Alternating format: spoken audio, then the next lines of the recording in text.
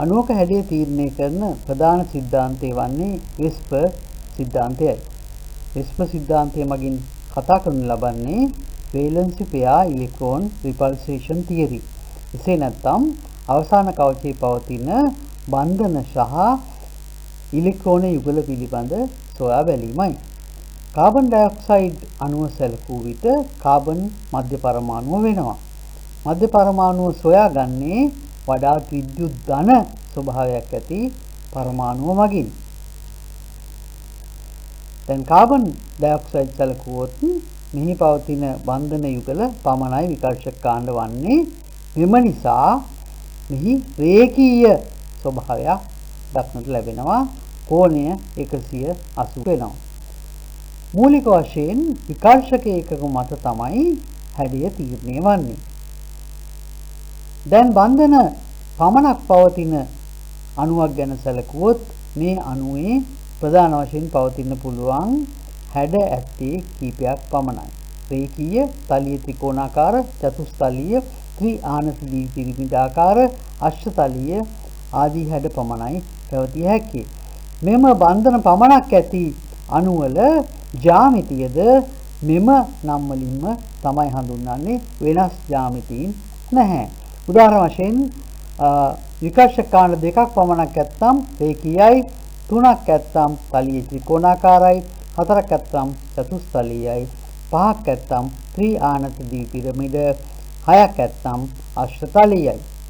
මේ නම් වලට යම් කිසි තේරුමක් තියෙනවා. චතුස්තලීය කියලා කියන්නේ තල 4ක් තියෙනවා. අෂ්ටතලීය කිව්වොත් තල 8ක් තියෙනවා. ත්‍රි ආනත ද්විපිරිමිඩිය කිව්වොත් ත්‍රිකෝණාකාර පිරමිඩ දෙකක් එක මත තැබුවා වාගේ. රේඛීය කිව්වොත් හරි කිලින් රේඛාවක් ඇඳා වාගේ. තලීය ත්‍රිකෝණාකාර කිව්වොත් එකම තලයක පවතින්නේ ත්‍රිකෝණයක් වගේ නෙන්නේ. දැන් අපි බලමු මේන් වෙනස් වෙන අවස්ථා. දැන් ඉලෙක්ට්‍රෝන ජ්‍යාමිතිය කෙලෙසවත් වෙනස් වෙන්නේ නැහැ. ඉලෙක්ට්‍රෝන ජ්‍යාමිතිය කොහොමටත් විකර්ෂ එහෙම නැත්නම් රිපල්සිව් යුනිට්ස් මත පමණයි තීරණය වෙන්නේ. හැබැයි හැඩය වෙනස් වෙන්න පුළුවන් එක සරයුගල තියෙනවා නම්. හොඳයි, අපි බැලුවොත් තලීය ත්‍රිකෝණාකාර අවස්ථාවේදී එක සරයුගලක එකක් තියෙනකොට අපිට එන හැඩය වන්නේ කෝණික හැඩය. සල්ෆර් ඩයොක්සයිඩ් තුලින් මේ බලා ගන්න පුළුවන්. චතුස්තලීය අවස්ථාවේදී එක සරයුගල එකක් තිබුණොත් ත්‍රිආනති පිරමිඩාකාර කියන හැඩයත්, දෙකක් තිබුණොත් කෝණික හැඩයත් එන්න පුළුවන්. ත්‍රිආනති දිවි පිරමිඩ තියෙන විකර්ෂකාණ්ඩ පහක් තියෙන අවස්ථාවේදී සීසෝ හැඩයත්, ඒ වගේම ටී හැඩයත් එන්න පුළුවන්. ඒ වගේම රේඛීය වෙන්නත් පුළුවන්. ඔබට නිවසේදී පෑන් කීපයක් නැත්නම් පැන්සල් කීපයක් අරගෙන අතේ අතැඟිලි වලින් මේක හදලා බලන්න පුළුවන්. බොහොම ලේසි. අත් වශයෙන් හරිම ආකර්ශනීය දෙයක් මේක. අෂ්ටතලීය සැකස්මක් පවතින්නේ විකර්ෂකාණ්ඩ 6ක් ඇති විට. මේ අෂ්ටතලීය විට එක සරයුගල එකක් තිබුණොත් සම චතුරස්‍රාකාර පිරමිඩ අවස්ථාවත්, විකර්ෂක යුගල දෙකක් තිබුණොත් චතුරස්‍ර තලීය අවස්ථාවත් ලැබෙනවා. ඉතින් මෙපමණයි අපිට තිබෙන්නේ හැඩ වශයෙන්. ඊට වැඩිය කිසිවක් නැහැ අපේ සිලබස් එක තුල. දැන් අපි බලමු H2S අණුවේ හැඩය කොහොමද අපි ගන්නෙ කියලා. 1985 ප්‍රශ්නය අනුව H2S අණුවේ මධ්‍ය පරමාණුව සොයා ගන්න ඕනේ. සල්ප තමයි මධ්‍ය පරමාණුව වෙන්නේ. මේකට හේතුව හයිඩ්‍රජන් වඩාත් විද්‍යුත් ධන වුවත් සල්ප වෙන්න හේතුව හයිඩ්‍රජන්ට කවදාවත් බෑ මධ්‍ය පරමාණුවක් වෙන්න එක බන්ධනයක් පමණක් හදන නිසා. ඉතින් මේ හයිඩ්‍රජන් සල්ෆයිඩ් කියන අණුව තුල විකර්ෂක කාණ්ඩ 4ක් තිබෙනවා.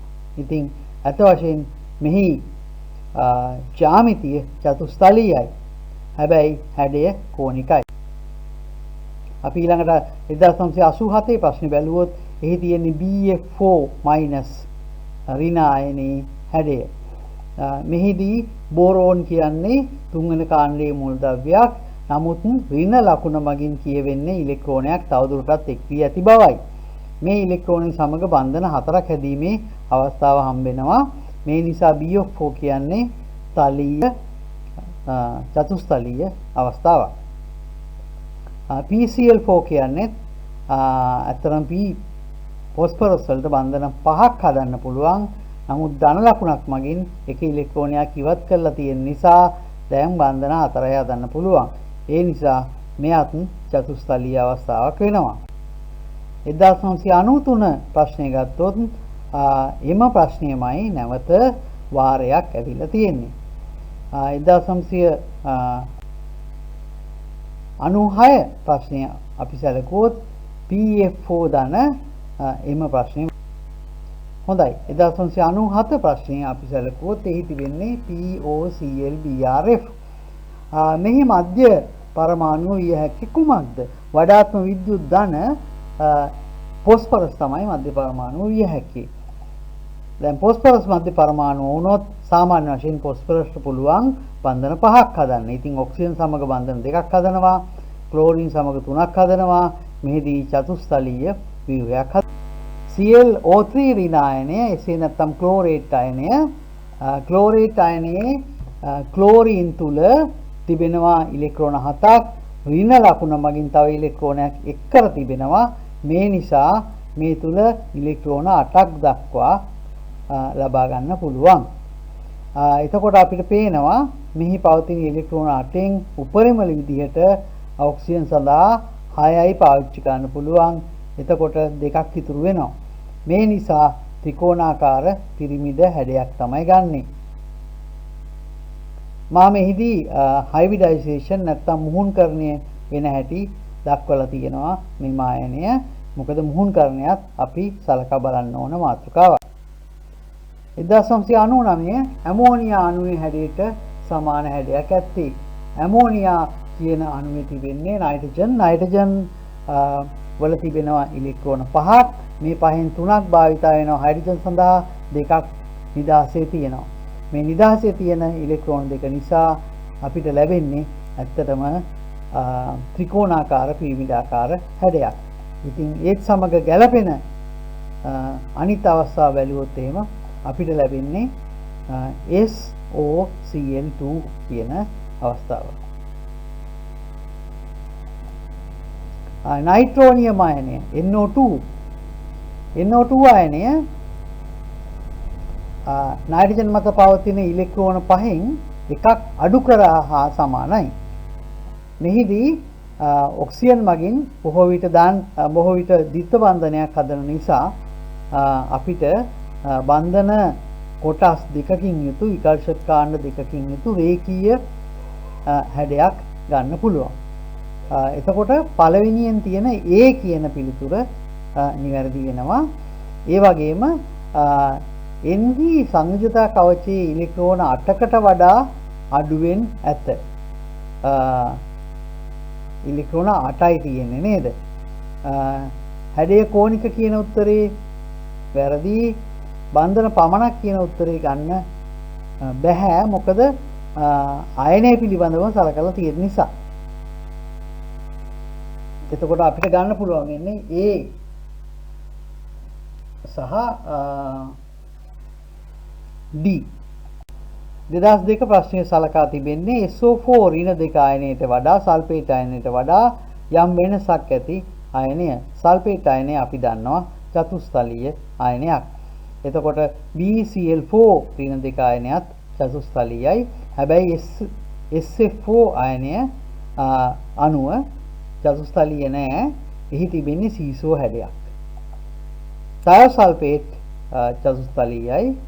මීතේන් චතුස්තලීයයි. ICl2 අයනයේ හැඩයට සමාන හැඩයක් ඇත්තේ. ICl2 අයනයේ දෙස බැලුවොත් එහි පවතින ජ්‍යාමිතිය අත වශයෙන් ත්‍රි ආනත ද්විපිරිමිඩ ජ්‍යාමිතියක්. නමුත් හැඩය රේඛීයයි. දැන් අපි බලමු රේඛීය හැඩයක් පවතින්නේ කාටද කියලා. මෙහිදී බෙරිලියම් ක්ලෝරයිඩ් වලට තමයි රේඛීය හැඩයක් පවතින්නේ. අනිකුත් හැඩ ඔබ උත්සාහ කරලා බලන්න ඇඳලා විශේෂයෙන් අපි සලකන්න ඕනේ ඍණ ලකුණක් තිබුණොත් මෙම ආයනයට එහි තේරුම මධ්‍ය පරමාණුවට වැඩිපුර ඉලෙක්ට්‍රෝනයක් ලැබුණා හා සමානයි. ඒ වගේම ධන ලකුණක් තිබුණොත් එහි තේරුම ඉලෙක්ට්‍රෝනයක් මධ්‍ය පරමාණුවෙන් ඉවත් කළා හා සමානයි.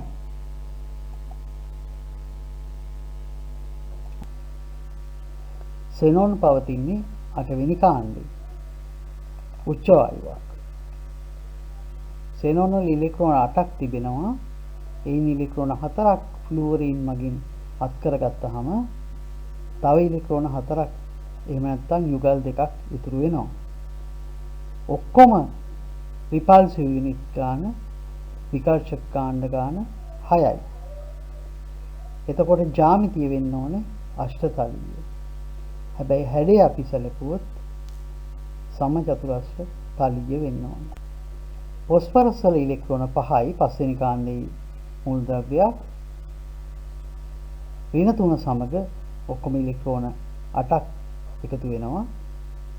මේ නිසා PO4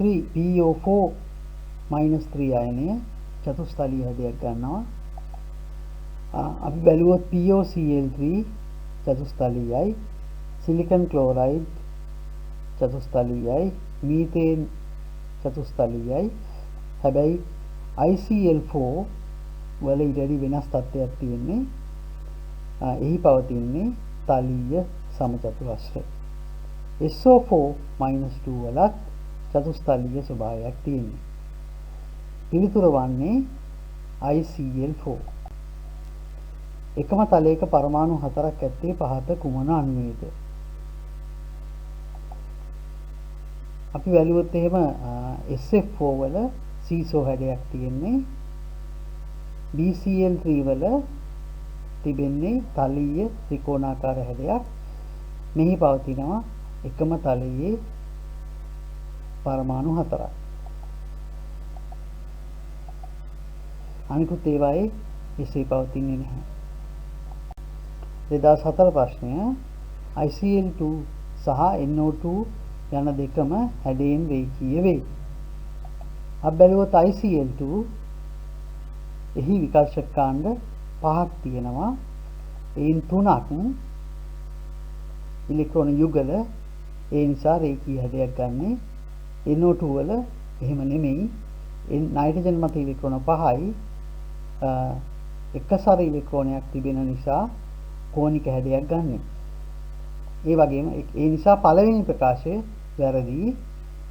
එක සමාන පරමාණු ගණනකින් යුතු අණු ආයන වලට සාමාන්‍යයෙන් එකම හැඩයක් ඇත. එහෙම කියන්න බෑ. මේ නිසා මේ දෙකම වැරදි. BrF5 වල මධ්‍ය පරමාණුව වෙන්නේ Br. ඒ වගේම මෙහි ඉලෙක්ට්‍රෝන 7ක් අඩංගු වෙනවා Br වල. ඉලෙක්ට්‍රෝන 5ක් ෆ්ලුවරින් ගත්තට පස්සේ එක ඉලෙක්ට්‍රෝන යුගලක් අමතරව ඉතුරු වෙනවා. මේ නිසා ලැබෙන හැඩය සමචතුරස්‍ර පිරිමිඩාකාර වෙනවා. 2005 ප්‍රශ්නේ NO2 ඍණ සහ NO2 ධන යන විශේෂ සඳහා බන්ධන කෝණයේ අනුපිළිවෙල. NO2 ධන කියන විශේෂය රේඛීයයි. අප බැලුවොත් එහෙම මේ වගේ අංශක 180ක කෝණයක් තිබෙන්නේ. ඒ වගේම NO2 කියන විශේෂයේ එකසර ඉලෙක්ට්‍රෝන එකක් තියෙනවා. තනි අන්පෙයාර්ඩ් ඉලෙක්ට්‍රෝන එකක් තියෙනවා. යුගල් නොවූ ඉලෙක්ට්‍රෝනයක්. ඒ වගේම NO2 ඍණ අයනයේ එකසර ඉලෙක්ට්‍රෝන යුගලක් තියෙනවා. එකසර ඉලෙක්ට්‍රෝන යුගල මගින් ඇති කරන විකර්ෂණය වඩා ප්‍රබල නිසා මෙහි කෝණය අඩු වෙනවා. නිවැරදි පිළිතුර වෙන්නේ NO2 ධන NO2 ඍණ දෙවැනි උත්තරේ. ICl4- අයනය චතුස්තලීය වේ. ICl4 හි අයඩීන් පරමාණු මත විකර්ෂක ඒකක 4ක් ඇත. දෙවන කොටස අත වශයෙන් වැරදි. විකර්ෂක ඒකක 6ක් තියෙනවා. චතුස්තලීය වේ, ඒකත් වැරදි. ප්‍රකාශන දෙකම වැරදි. 2006 ප්‍රශ්නය CO2 රේඛීයයි, PeCl2 රේඛීයයි, PO4-3 චතුස්තලීයයි, තයසල්ෆේට් අයනය චතුස්තලීයයි, නයිට්‍රේට් අයනය තලීය ත්‍රිකෝණාකාරයි. SO3 තලීය ත්‍රිකෝණාකාරයි. HOBr කෝණිකයි. H2S කෝණිකයි. ඇමෝනියා පිරමිඩාකාරයි. නමුත් බෝරෝන් ට්‍රයික්ලෝරයිඩ් තලීය ත්‍රිකෝණාකාරයි. පස්වෙනි උත්තරය තමයි නිවැරදි. SpF5-2 මෙහිදී මේ තියෙන්නේ ඇන්ටිමනි ෆ්ලුෝරයිඩ්. ඇන්ටිමනි ෆ්ලුෝරයිඩ් හා ඒ වගේම ඉලෙක්ට්‍රෝන දෙකක් වැඩිපුර මෙම පද්ධතියේ තියෙනවා. දැන් ඇන්ටිමනි කියන එක පස්වෙනි කාණ්ඩයට අයිති මූලද්‍රව්‍යයක්. ඉලෙක්ට්‍රෝන 5යි. තව ඉලෙක්ට්‍රෝන දෙකක් වැඩිපුර තියෙනවා. මේ නිසා විකර්ෂක කාණ්ඩ ඔක්කොම 6ක් තියෙනවා. නමුත් මේ හැඩය වන්නේ සම චතුරස්‍රාකාර පිරමිඩාකාර. 2007 ප්‍රශ්නයේ අණු දෙකෙහිම යුගල් නොවූ ඉලෙක්ට්‍රෝන බැගින් නැත්තේ.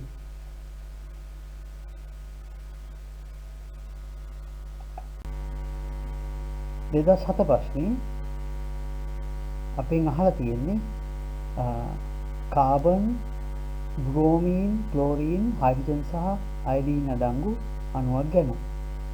මෙම අණුවේ එක් බන්ධන කෝණය 109.5 වේ කියලා තියෙනවා. 109.5 කියන්නේ හරියටම චතුස්තලීය අයනයක් වුණොත්. දැන් මෙහි කෝණය හරියටම 109.5 විය නොහැකියි.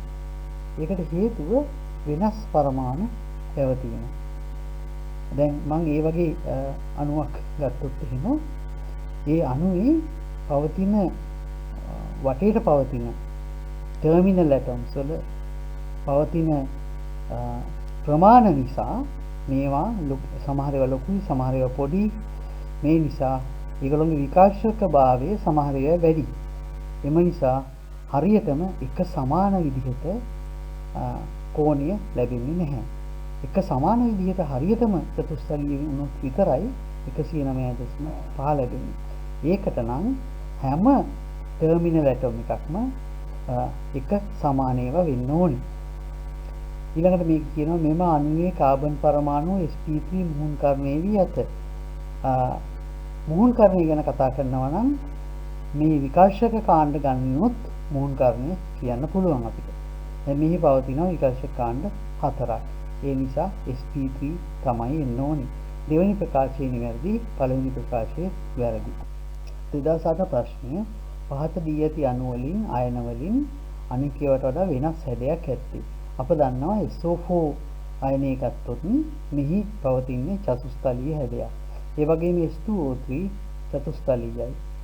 ෆොස්ෆරස් ටෙට්‍රාක්ලෝරයිඩ් මෙහි ඉලෙක්ට්‍රෝන 5ක් තියෙන්න ඕන ෆොස්ෆරස් වලට. හැබැයි එකක් අඩු වෙලා තියෙනවා දැන් ධන නිසා. මෙහිත් චතුස්තලීය හැඩයක් තියෙන්නේ. ඇමෝනියම් අයනය චතුස්තලීයයි. හැබැයි SF4 ඊට වැඩිය වෙනස්. SF4 වල සල්ප වල ඉලෙක්ට්‍රෝන 6ක් තියෙනවා. මේ 6න් 4ක් ලබාගෙන තියෙනවා ෆ්ලුෝරින් විසින්. මේ නිසා මෙහි හැඩය අත වශයෙන්ම වෙනස්. මෙහි පවතින්නේ පිරමිඩාකාර හැඩයක්. හොඳයි. අපි ඉතාමත් සතුටුයි ඔයගොල්ලෝගේ කමෙන්ට්ස් ලැබෙනවා නම් මේ පාඩම් මාලාව දිගටම කරගෙන යාමට බලාපොරොත්තු වෙනවා. කරුණාකර ඔබේ අදහස් අප වෙත දක්වන්න. බොහොම ස්තුතියි.